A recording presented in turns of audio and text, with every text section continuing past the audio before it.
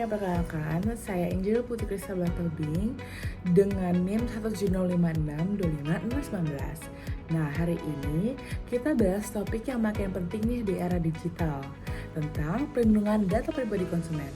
Kenapa penting? Karena setiap klik, setiap aplikasi yang kita buka selalu ada risiko kebocoran data.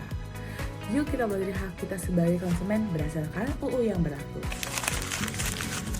Menurut UU Nomor 27 Tahun 2022 tentang Perlindungan Data Pribadi atau UU PDP Pasal 1 Ayat 1 menjelaskan bahwa data pribadi adalah setiap data tentang seseorang yang teridentifikasi atau dapat diidentifikasi.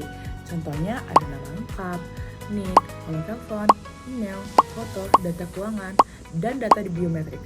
Semua ini wajib dilindungi baik oleh penyedia layanan maupun oleh kita sendiri sebagai pemilik data.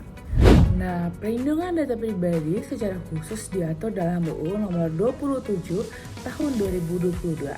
Beberapa pasal pentingnya adalah Pasal 4, yaitu hak pemilik data pribadi, Pasal 20, kewajiban meminta persetujuan sebelum memproses data pribadi, Pasal 35, kewajiban menjaga keamanan data pribadi, Pasal 57-58, larangan penyalahgunaan dan kewajiban mencegah kebocoran data, dan yang terakhir Pasal 67-70 tentang sanksi pidana dan administratif jika terjadi pelanggaran.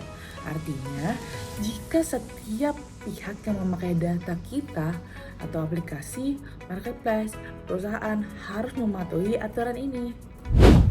Nah guys, selain itu, sebagai konsumen seperti kita ini, kita dilindungi oleh UU Nomor 8 Tahun 1999 loh, yaitu tentang perlindungan konsumen atau UU PK. Dalam pasal yang keempat disebutkan bahwa konsumen berhak atas kenyamanan, keamanan, dan keselamatan kerja, kemudian informasi yang benar dan jujur, kemudian perlindungan dari penyalahgunaan data. Ini berarti penyedia layanan dilarang menggunakan data pribadi kita nih tanpa izin kita sendiri. Nah, menurut UU PDP Pasal 4, kita memiliki hak-hak juga loh. Hak-haknya itu ada hak untuk mengetahui tujuan penggunaan data pribadi, hak untuk melengkapi, memperbarui, atau memperbaiki data pribadi, hak untuk menghapus data pribadi, hak untuk menerima persetujuan kapanpun, hak untuk pemrosesan data yang tidak relevan, dan hak untuk mendapatkan salinan data pribadi yang diproses. Dengan hak ini, kita mengontrol bagaimana data kita dipakai.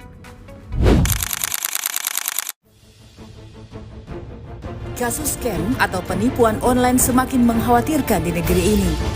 Menurut data Otoritas Jasa Keuangan atau OJK, total kerugian dana korban penipuan atau korban scam yang telah dilaporkan mencapai 2,1 triliun rupiah, dengan total dana korban yang telah diblokir sebesar 138,9 miliar rupiah. Kasus penyalahgunaan data pribadi semakin sering terjadi. Misalnya, kebocoran data pelanggan aplikasi tertentu, telepon spam karena nomor kita dijual, penipuan OTP, penyalahgunaan identitas untuk pinjaman online. Nah, ini semua berkaitan dengan UU PDP pasalnya yang ke-57 yang melarang penggunaan data pribadi secara melawan hukum. Pelanggaran seperti ini bisa berakibat sanksi pidana sesuai pasal 67-70, termasuk denda hingga miliaran rupiah loh. Nah teman-teman, supaya terhindar dari risiko penyalahgunaan data, kita bisa melakukan beberapa langkah sederhana, yaitu jangan bagikan kode OTP ke siapapun, gunakan password yang kuat, aktifkan fitur verifikasi 2 langkah, berhati-hati memberi akses aplikasi ke kamera, mikrofon, dan kontak. Cek ulang sebelum mengisi data di website yang tidak aman, gunakan jaringan personal bukan wifi publik untuk transaksi penting, kemudian laporkan ke pihak berwenang jika ada indikasi penyalahgunaan. Ini sejalan dengan UU PDP Pasal 35 yang menegaskan pentingnya keamanan data pribadi. Nah teman-teman, pada akhirnya perlindungan data pribadi adalah hak kita sebagai konsumen dan kewajiban bagi siapapun yang mengelolanya. Dengan memahami UU PDP dan UU PK, kita lebih waspada dan bijak lagi dalam menggunakan layanan digital. Terima kasih sudah menonton, jangan lupa like, share, subscribe untuk konten edukasi lainnya. Sampai ketemu di video berikutnya. Bye!